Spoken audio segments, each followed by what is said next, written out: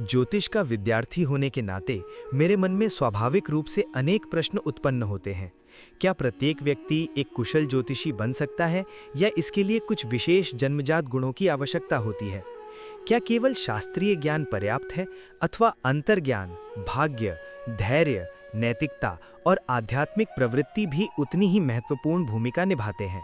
इसी प्रकार यह भी एक महत्वपूर्ण प्रश्न है कि क्या किसी गुरु का मार्गदर्शन अनिवार्य है या ज्योतिष का अध्ययन स्व अध्ययन के माध्यम से भी प्रभावी रूप से किया जा सकता है?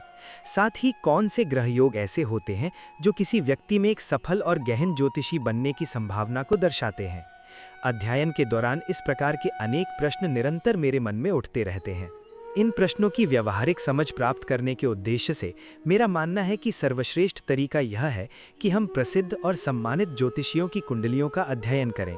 उन व्यक्तियों की कुंडलियां जिन्होंने इस क्षेत्र में गहरी पकड़ बनाई है और अपनी विद्वता के लिए प्रसिद्ध है, हमें ऐसे सामान्य सिद्धांतों और योगों की पहचान करने में सहायता कर सकती हैं जो उनकी सफलता के पीछे कार्यरत रहे होंगे। चूंकि मेरा कोई पारंपरिक ज्योतिषीय पृष्ठभूमि नहीं है और ना ही मुझे औपचारिक रूप से किसी गुरु का मार्गदर्शन प्राप्त हुआ है, इसलिए मेरे लिए यह दृष्टिकोण एक व्यवहारिक प्रारंभिक बिंदु है। मेरा विश्वास है कि यदि मैं निरंतर अभ्यास और अवलोकन करता रहूं, तो धीरे धीरे कुछ स्पष्टता अवश्य प्राप्त होगी।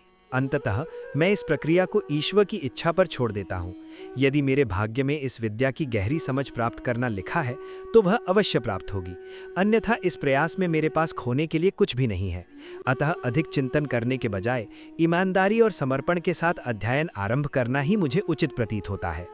जिस कुंडली का मैं यहाँ विश्लेषण कर रहा हूँ, इसे इस उद्देश्य से चुना गया है कि यह समझा जा सके कि किन कारणों ने उन्हें एक श्रेष्ठ ज्योतिषी बनाया।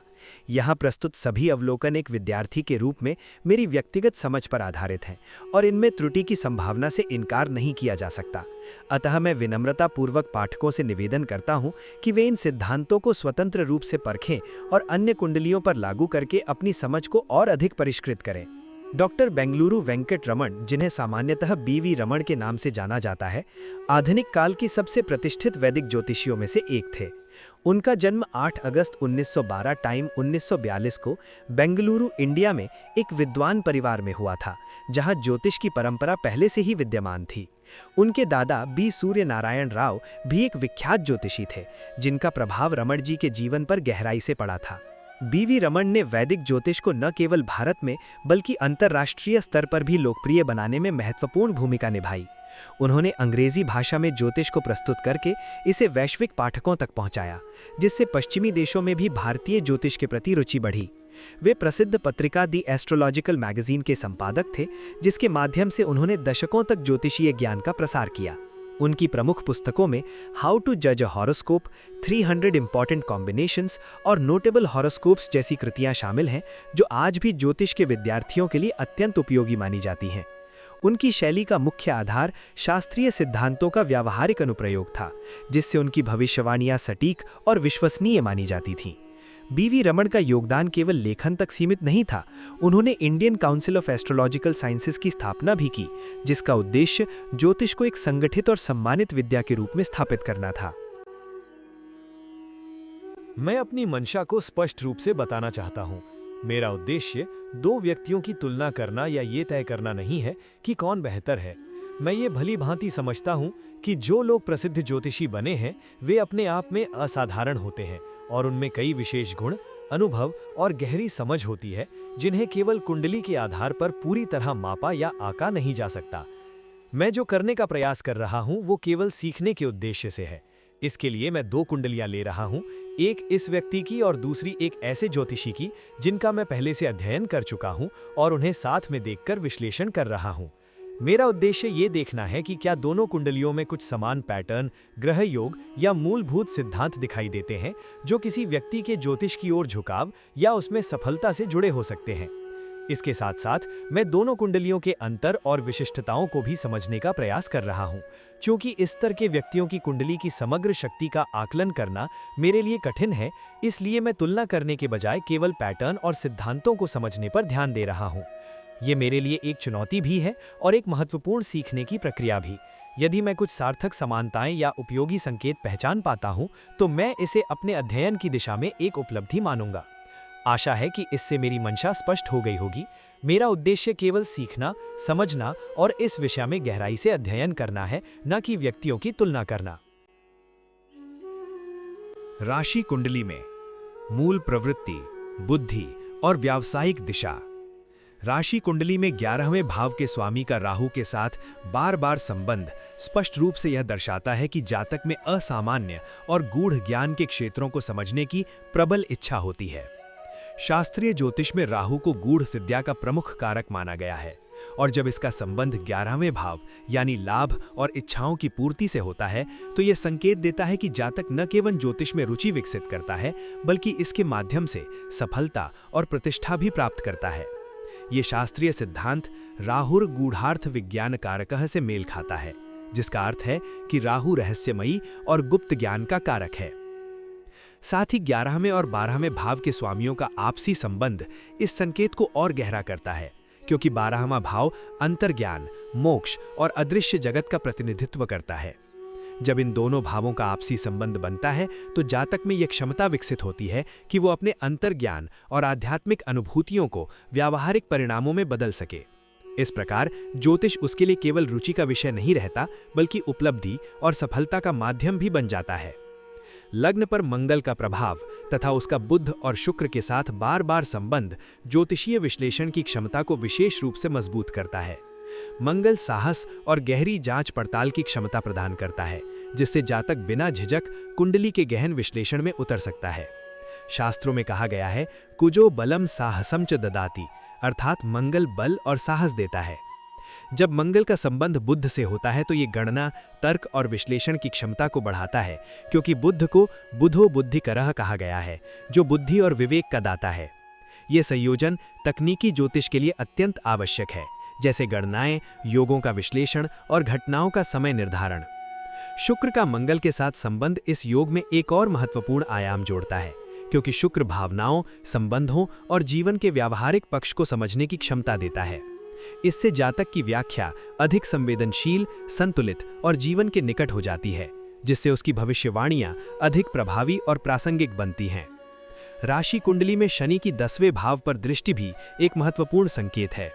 शनि अनुशासन, धैर्य और गहन अध्ययन का प्रतीक है, और जब इसका प्रभाव कर्म भाव पर पड़ता है तो ये दर्शाता है कि जातक ज्योतिष को गंभीरता और दीर्घकालिक समर्पण के साथ अपनाता है। शास्त्रों में कहा गया है, शनैश्चरः कर्म फलदाता, अर्थात शनि कर्मों के अनुसार फल देता है। ये योग सुनिश्चित करता है कि जातक सतही ज्ञान पर निर्भर न रहकर निरंतर अभ्यास और अध्ययन के माध्यम से गहराई प्राप्त करता है। इसके अतिरिक्त 8वें भाव के स्वामी का 10वें भाव के स्वामी से संबंध ज्योतिष को पेशी के रूप में अपनाने का एक अत्यंत प्रबल योग माना जाता है। 8वां भाव रहस्य, परिवर्तन और गूढ़ विद्या का प्रतिनिधित्व करता है, और जब इसका संबंध 10वें भाव यानी कर्म या व्यवसाय से होता है तो ये इन विषयों को सीधे करियर में परिवर्तित कर देता है। चंद्रमा और बृहस्पति का संबंध इस कुंडली को और भी उन्नत बनाता है, क्योंकि ये अंतर्ज्ञान, ज्ञान और परामर्श देने की क्षमता प्रदान करता है। चंद्रमा मन और संवेदनशीलता का कारक है, जबकि बृहस्पति ज्ञान और दिव्य मार्गदर्शन का प्रतिनिधित्व करता है।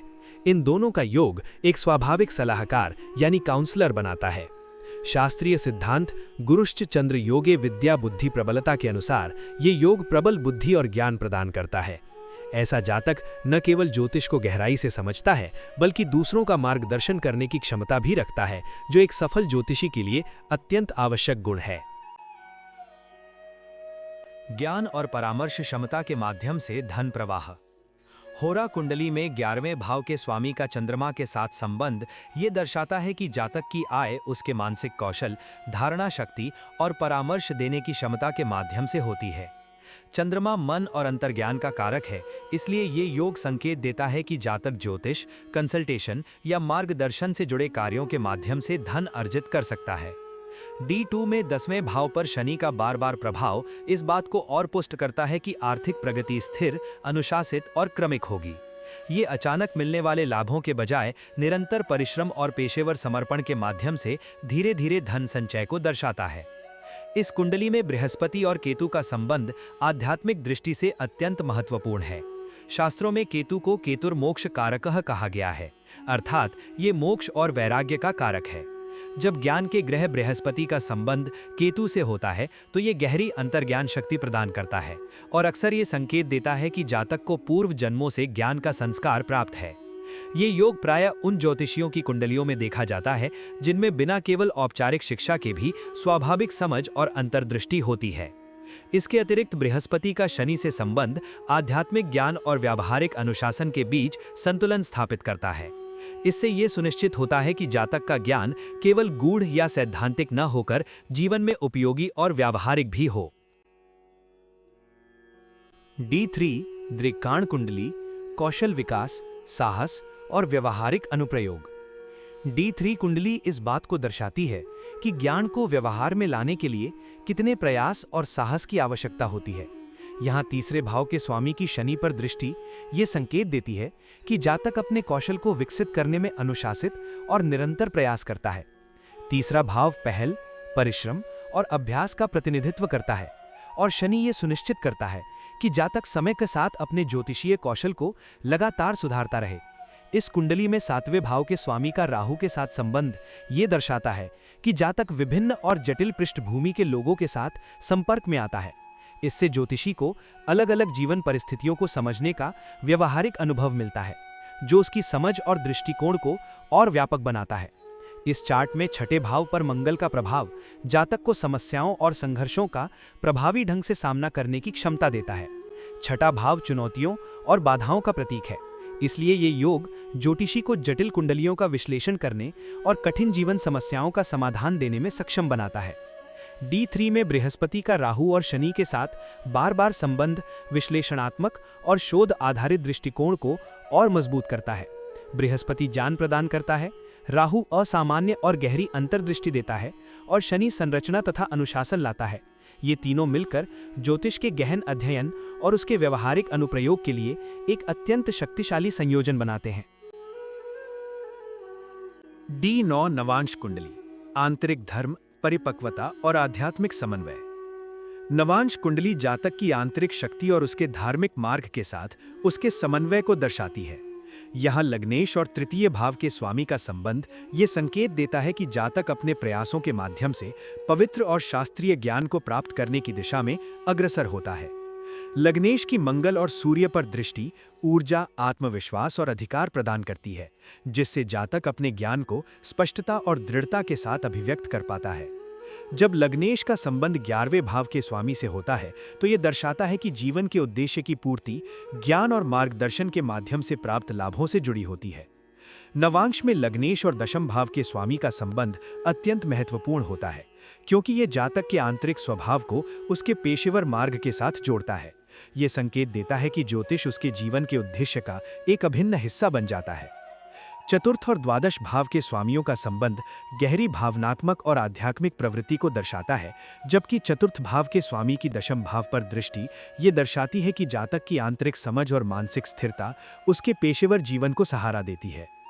मंगल और शनि का बार बार सूर्य, शुक्र और बृहस्पति जैसे प्रमुख ग्रहों के साथ संबंध ऊर्जा और अनुशासन के बीच संतुलन को दर्शाता है। मंगल पहल, साहस और तकनीकी दक्षता प्रदान करता है, जबकि शनि धैर्य, गहराई और स्थिरता सुनिश्चित करता है। इन दोनों का संयुक्त प्रभाव ये संकेत देता है कि जातक ज्योतिष के अभ्यास में निरंतर प्रयास और परिपक्वता प्राप्त करता है।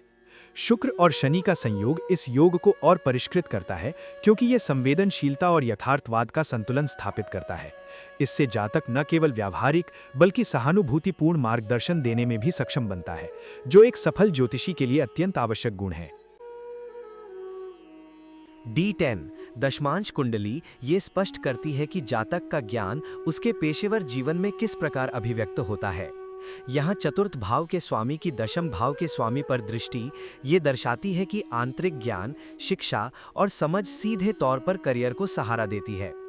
इसी प्रकार चतुर्थ भाव के स्वामी का नवम भाव के स्वामी से संबंध ये संकेत देता है कि जातक का पेशा धर्म, नैतिकता और उच्च सिद्धांतों द्वारा निर्देशित होता है। चतुर्थ और षष्ठ भाव के स्वामियों का संबंध या चतुर्थ भाव के स्वामी का षष्ठ भाव में स्थित होना ये दर्शाता है कि जातक अपने ज्ञान का उपयोग दूसरों की सेवा में करता है। ज्योतिष एक परामर्श और सहायता प्रदान करने वाला क्षेत्र है, इसलिए ये योग इस बात को पुष्ट करता है कि जातक अपनी विद्या के माध्यम से लोगों की समस्याओं का समाधान करता है। दशमांश में बृहस्पति का सप्तम भाव में स्थित होना अत्यंत महत्वपूर्ण संकेत है, क्योंकि ये परामर्श, मार्गदर्शन और दूसरों को दिशा देने की क्षमता को दर्शाता है। शास्त्रों में बृहस्पति को गुरुः उपदेशकः कहा गया है, अर्थात वो शिक्षक और मार्गदर्शक है। ये स्थिति स्पष्ट रूप से ऐसे पेशे का समर्थन करती है जहां जातक अपने ज्ञान और अनुभव के माध्यम से दूसरों को मार्गदर्शन प्रदान करता है। D30 त्रिंशांश कुंडली जातक की क्षमताओं को प्रभावित करने वाले गहरे कर्मिक प्रभावों को उजागर करती है। यहाँ तृतीय और चतुर्थ भाव के स्वामियों का संबंध ये दर्शाता है कि जातक के प्रयास उसकी आंतरिक समझ और भावनात्मक गहराई से समर्थित होते हैं। इससे वो अपने कौशल को केवल बाहरी अभ्यास से नहीं, बल्कि अंतर्ज्ञान और अनुभूति के आधार पर विकसित करता है। तृतीय भाव के स्वामी की बृहस्पति पर दृष्टि ये संकेत देती है कि जातक के प्रयास ज्ञान और विवेक द्वारा निर्देशित होते हैं, जिससे वो अपनी विद्या का सार्थक और सही उपयोग कर पाता है। पंचम भाव के स्वामी का केतु के साथ संबंध अत्यंत महत्वपूर्ण है, क्योंकि ये गूढ़ विद्या के पूर्व जन्म के ज्ञान का संकेत देता है। पंचम भाव बुद्धि और पूर्व जन्म के पुण्य का प्रतिनिधित्व करता है, जबकि केतु आध्यात्मिक गहराई और वैराग्य प्रदान करता है। इसी प्रकार पंचम भाव के स्वामी का सूर्य से संबंध बुद्धि को आत्मिक उद्देश्य के साथ जोड़ता है। सूर्य और केतु का संबंध आध्यात्मिक अंतर्दृष्टि को और प्रबल करता है। शास्त्रीय विचार के अनुसार केतुना सह सूर्यः आत्मज्ञानम ददाति, अर्थात सूर्य और केतु का संबंध आत्मज्ञान की प्राप्ति कराता है। सप्तम भाव पर शनि का प्रभाव ये दर्शाता है कि जातक अपने परामर्श लेने वालों के प्रति गंभीर, जिम्मेदार और समर्पित दृष्टिकोण रखता है। वहीं लग्न पर मंगल का प्रभाव जातक को कर्मिक चुनौतियों का सामना करने का साहस प्रदान करता है। मंगल और शनि के बीच बार बार बनने वाले संबंध प्रयास और अनुशासन के बीच संतुलन को दर्शाते हैं, जिससे जातक बाधाओं के बावजूद निरंतर प्रगति करता है। शनि और बृहस्पति का संबंध एक बार फिर ज्ञान और अनुभव के समन्वय को दर्शाता है, जो समय के साथ ज्योतिष में निपुणता प्राप्त करने के लिए अत्यंत आवश्यक है।